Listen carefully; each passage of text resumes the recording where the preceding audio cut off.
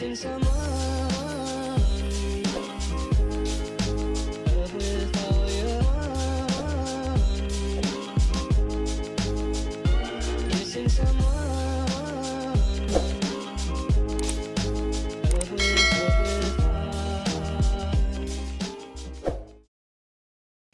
What's up guys, welcome back to my channel. For those of you guys who are new, I go by Loft by Lauryn on Instagram, and today I'm going to do a creative color transformation.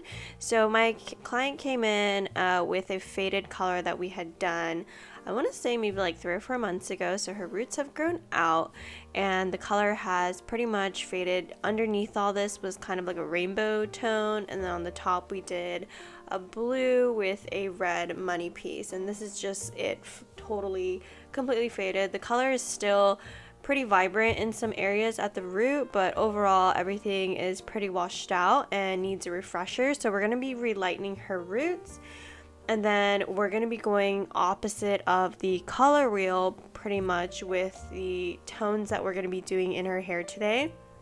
She's wanting to go more on the pink side, and the blue that we did faded pretty much green, so I am going to be removing some of the creative color tone with some blank canvas later, so stay tuned.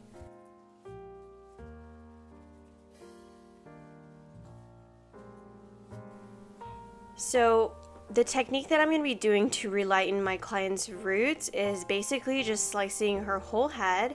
Everything but the money piece, I am leaving a little baby root. She doesn't like it all the way to the root. She likes it slightly rooty, kind of making it look like slightly like a balayage in a sense, but we're leaving a very baby root. So that is also why she waits so long in between appointments, so that I can do this and leaving her a nice baby root, because if she came in too soon, then this would be really difficult for me to give her a little baby root.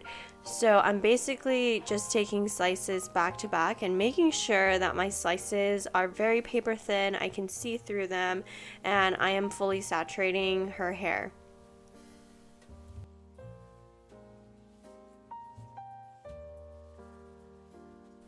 And for my lightener formula, I'm going to be using the Schwarzkopf Blonde Me lightener, and my first bowl I mixed up 6 and 20, and then every bowl after that is pretty much just 20 volume throughout the whole head. And I feel like the Blonde Me lightener gives a very good lift and is able to lift my client pretty fast.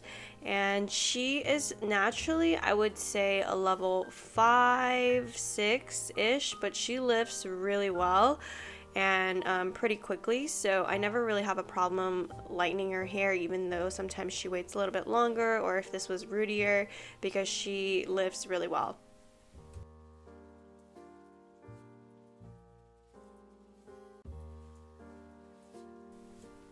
So since my client's hair lifts pretty well, I never really have to worry about the lightener expanding or like changing consistency as it processes.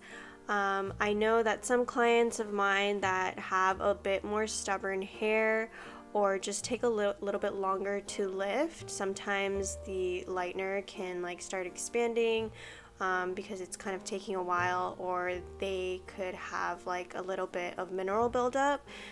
So sometimes when that happens and the roots are a little bit longer, I will put conditioner to create a barrier on the pre-lightened hair. But for here, she lifts relatively well and quickly, so that doesn't really happen with her. But I know that if I were doing a client that had longer roots, I might do that depending on their hair texture and if I feel that their hair would be a little bit more stubborn to lightening.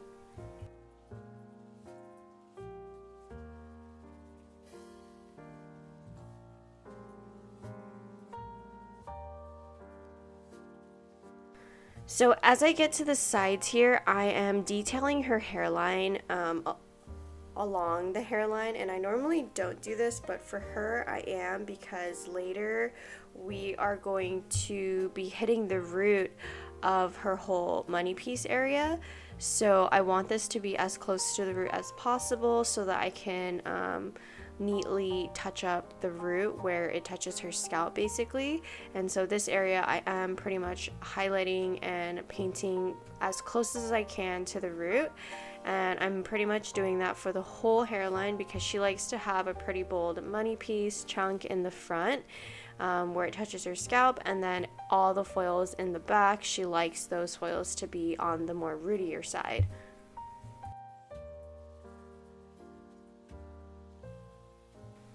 I think the really cool thing about hair color is that every client that I do behind the chair, all of their colors are pretty much customized to whatever they want and need because everyone's hair is different. I don't ever do the same thing on the same person. It could be kind of similar, but it's never the same.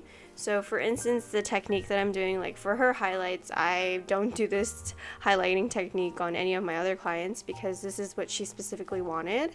And I love that she knows what she wants and is very specific. I have a few clients that are like that, and it's always super fun when they come in with inspiration and I bring their inspiration to life, you know, because a lot of times my clients will come in with creative color tones and they have multiple pictures of what they like because one picture doesn't have everything that they like and want in their hair. So it's really cool to like mesh and take inspiration for multiple things and make it their own, and just seeing how happy they are to see like their vision come to life and that I was able to do that is super rewarding, and I really love that part about my job.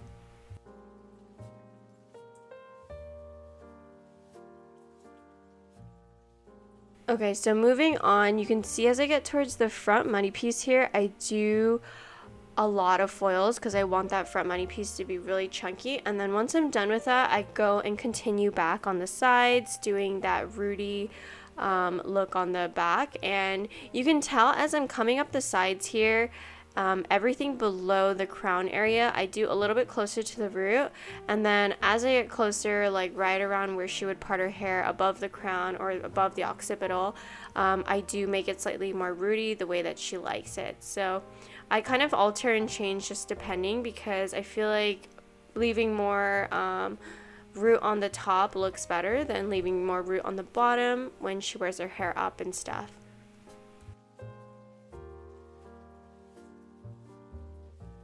So once my client's foils were pretty much done, I put her under the dryer, and I like to put my clients under the dryer under like medium heat just to like mimic body heat. I don't ever do it on like high or anything like that, but just enough to where, since the roots are a little bit longer than the normal natural heat zone, everything kind of catches up. And so this is what her hair looked like when it was ready, and you can see how beautiful she lifts too. Since we're going to be doing a very vibrant tone, I only lifted her to about a level 9 because she normally always does vibrant colors, and they fade pretty well anyways. So I wasn't too worried about lifting her to a level 10. I just lifted her to a level 9 so that we have cushion room to either relighten or remove some color.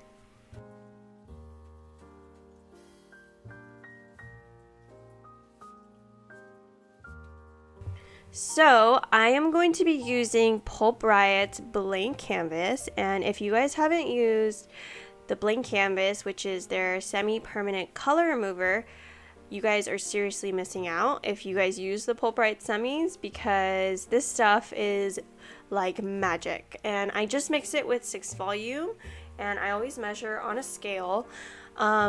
The directions on the blank canvas package, you can mix it to whatever ratio you want.